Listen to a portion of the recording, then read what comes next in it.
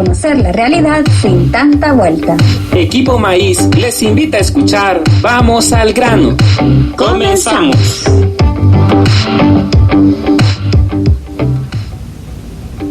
Amigas y amigos, les damos la bienvenida a una nueva cosecha de este programa radial.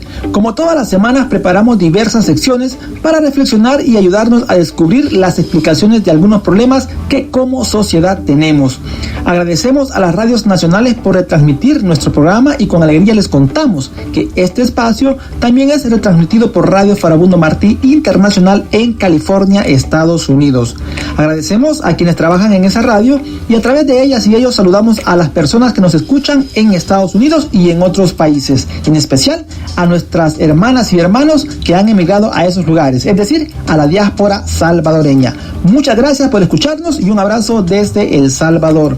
Les invitamos también a buscar este y otros programas en nuestro canal de YouTube Asociación Equipo Maíz. Soy Edgar Rosales. Damos inicio a Vamos al grano, la realidad sin tanta vuelta. César Villalona, bienvenido de nuevo a este espacio.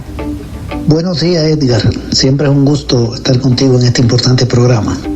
Un gusto también para mí, César, poder compartir este espacio contigo. El tema de esta mañana: crecen los indicios de corrupción en el manejo de los recursos públicos para la pandemia. Desde hace una semana hemos creado una nueva sección que nos sirve de introducción al tema que vamos a tratar en este programa. Les invito a escuchar entonces nuestra cápsula antes de ir al grano. Adelante. Antes de ir al grano. Para enfrentar la pandemia por COVID-19, el gobierno de El Salvador solicitó a la Asamblea Legislativa la aprobación de $3.000 millones que se obtendrían por medio de deuda. Luego de recibir la aprobación, el gobierno ha realizado compras de insumos médicos y alimentos por varios cientos de millones de dólares. Desde el mes de junio, diferentes investigaciones periodísticas han mostrado graves irregularidades en el uso de los fondos públicos destinados para la pandemia, que van desde la autorización de compras con sobreprecios hasta la autorización de compras a empresas de funcionarias y funcionarios públicos o de sus familiares. ¿Qué casos de irregularidades han salido a la luz? ¿Qué dicen los funcionarias y funcionarios públicos sobre eso? ¿Qué implicaciones económicas tienen esos graves hechos para el país y la población? Sobre esto hablaremos en esta edición de Vamos al grano.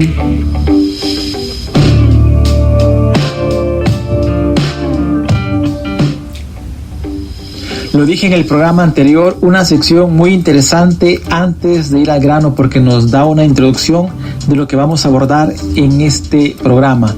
César, hace varias semanas, para ser exactos, el 27 de junio hicimos un programa donde hablamos de varios casos con indicios de corrupción en el uso de los recursos públicos para la pandemia. En esos días había salido a la luz el caso de una compra de insumos sanitarios a una empresa de un funcionario público, para ser exactos, Jorge Aguilar, quien era presidente del FONAES. Me gustaría que nos actualizaras la información. ¿Hay nuevos casos de posible corrupción? Hay muchos indicios de corrupción en este gobierno. Algunos casos están saliendo a la luz pública por la labor que realizan periodistas de distintos medios que hacen un buen trabajo de monitoreo, de investigación. Otros están en instancias contraloras del Estado, como por ejemplo la Corte de Cuentas. Una compañera socióloga que pertenece a un agrupamiento de profesionales llamado PROES, yo también pertenezco a ese agrupamiento, ha hecho una buena labor de sistematización de casos. Nosotros tenemos este documento que pronto va a ser publicado y puedo revelar algunos de los casos que ella ha documentado, que son muy interesantes. Por ejemplo, en el caso del Ministerio de Agricultura y Ganadería, ya se sabe que hay un desvío de fondo de una partida del presupuesto a otra partida que hizo el ministro por un valor de $23.4 millones. Él utilizó fondos, por ejemplo 7 millones que eran destinados al pago de salario y otros recursos que iban para otras actividades del ministerio, y lo destinó a comprar maíz, frijol, trajo productos del exterior, el ministerio de México. Por cierto, hay una empresa del propio ministro que se dedica a importaciones, no sabemos si está involucrada en esto, pero ese desvío de fondos de una partida a otra es una ilegalidad. Eso solo lo puede aprobar la Asamblea Legislativa, y la Asamblea le ha estado pidiendo cuenta al ministro, incluso del uso de $250 millones, que hay evidencia de que hay un mal uso de esos recursos, y el ministro se niega a presentar el informe a la Asamblea Legislativa. Ese es un caso que está pendiente. La Asamblea ha dicho que lo vamos a remitir a la Fiscalía si el ministro no entrega la información que le piden. Otro caso es el del Ministerio de Turismo, donde se alquiló una casa que está frente al Hospital San Rafael de Santa Tecla como un centro de contención. A la persona que se le alquiló se le pagaron $13,000, $6,500 por mes, fue por 2 meses. Esa persona es pariente del ministro de Salud, el señor Alaví. Entonces, eso está prohibido por la ley de transparencia y la ley de ética gubernamental. Se puede señalar ahí como un caso de indicio de corrupción, de cómo es que esta persona alquila esa vivienda y ella es familiar del ministro de Salud, aunque quien haya hecho la transacción con esta persona haya sido el Ministerio de Turismo. ¿Por qué el Ministerio de Turismo? ¿Qué tiene que ver el Ministerio de Turismo con centros de contención? Lo utilizaron para no utilizar el de Salud, porque era más directo el vínculo entonces entre el Ministro de Salud y la persona dueña de la casa. Pero igual son fondos públicos, de un ministerio público. En ANDA hay otro caso de corrupción, de indicio. Esa institución contrató a un socio de una empresa japonesa y una empresa salvadoreña para que supervisaran el proyecto de rehabilitación de las obras de captación y potabilización de agua en la planta potabilizadora Las Pavas, que está en el municipio de San Pablo Tacachico.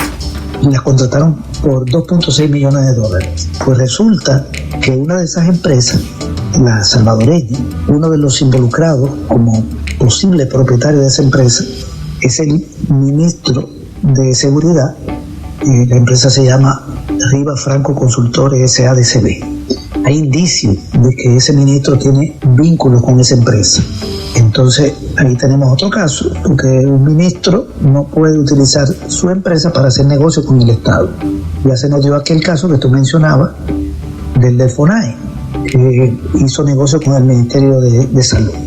En el Ministerio de Salud se están dando casos también muy sospechosos que tienen que ser bien investigados. Por ejemplo, la ex ministra, antes de que fuera despedida, Ana Orellana, ella firmó una orden de compra de mascarillas por una empresa fundada por un diputado de Arena. Este diputado se llama Manuel Gustavo Escalante, que es del sector de Arena, se ha hecho buquelista y él está vinculado a esa empresa. Y el contrato de compra de mascarilla fue por $800,000. Y para colmo, hay una denuncia de que se compró a un precio sobrevalorado la unidad. Entonces, ahí hay un conflicto de interés, porque un diputado no puede hacer negocio con el Ministerio de Salud, una empresa a la que él está vinculado, pero también está la venta sobre precio. ¿Por qué el Ministerio compra más caro de lo debido? ¿Quién se queda con eso? ¿Por qué el Ministerio acepta eso? Ceder dinero público a una empresa, comprarle más caro. Entonces puede haber un arreglo entre quienes están metidos en la venta, pero uno no sabe si la propia ministra, no lo podemos asegurar, y los dueños de la empresa se reparten el dinero. También ya el ministro actual, Francisco Alaví, autorizó la compra de botas de hule para personal médico. Estamos hablando de $225,000. Y se lo compró a una empresa que se llama Autodo SADCB, y aparece como presidenta y representante legal de la empresa Celina Quiñones. Esta señora es tía política del ministro de Salud, porque ella es la mamá de 2 primos del ministro. Entonces ahí también hay un caso que tiene que ser investigado. El Ministerio de Salud también compró mascarillas por $3 millones a una empresa que lo que vende es porcelana. La empresa se llama Lasca de Zinc. Es una empresa que tiene su sede en Miami, Florida, especializada en cerámica y porcelana. ¿Por qué le compra a esa empresa? Primero, una empresa extranjera, como si no pudiera conseguirla aquí, el producto que necesita, la mascarilla. Y segundo, una empresa que no está especializada en ese producto. Eso genera sospecha. El ministro de Salud también autorizó la compra, que está considerada sobrevalorada, de termómetros a una empresa española que vende repuestos de vehículos. La empresa se llama Javi Performance Parts.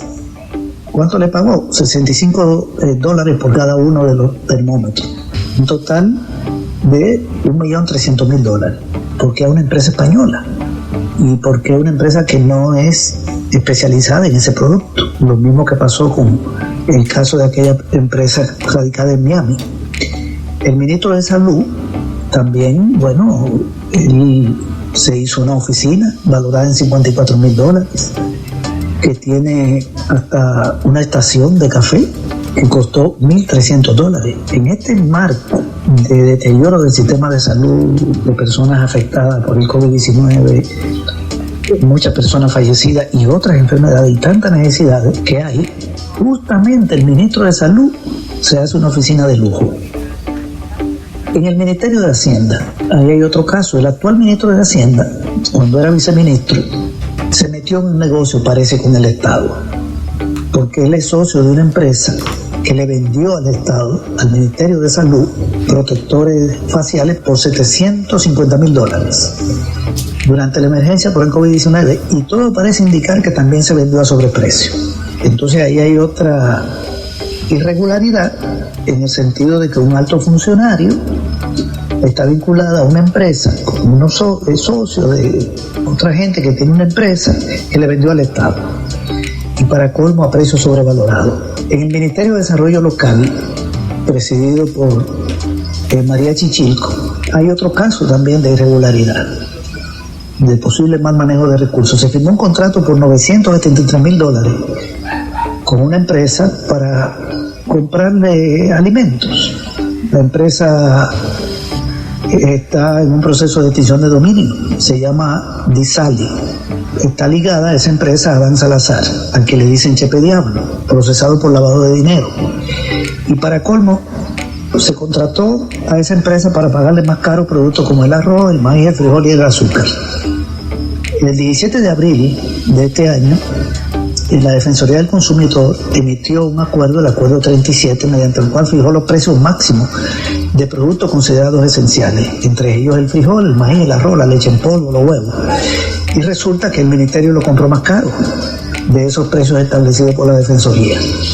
Las investigaciones dicen que el sobreprecio son $176,000, es decir, el Estado gastó esa cantidad más, y a una empresa de un dueño perseguido.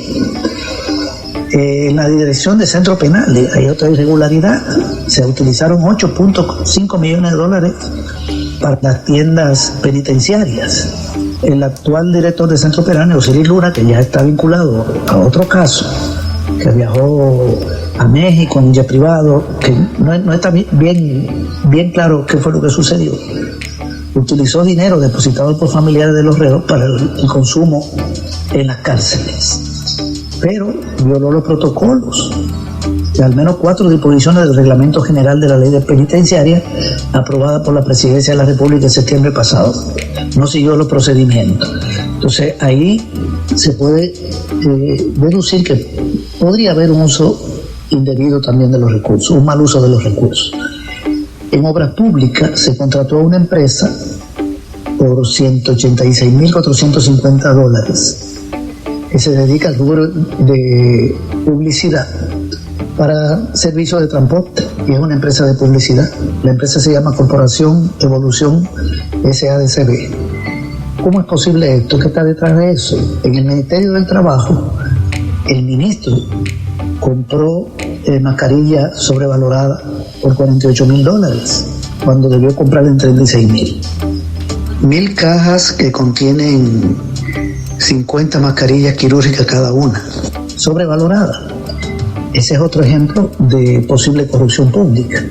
También están los casos de los $30 millones que la Corte de Cuentas le cuestiona al Ministerio de Hacienda en la entrega de los $300 a las familias afectadas por la pandemia. No se aclaró bien los criterios, no se aclararon los criterios por los cuales fueron escogidas 100,000 familias. 30 millones, ese caso está pendiente.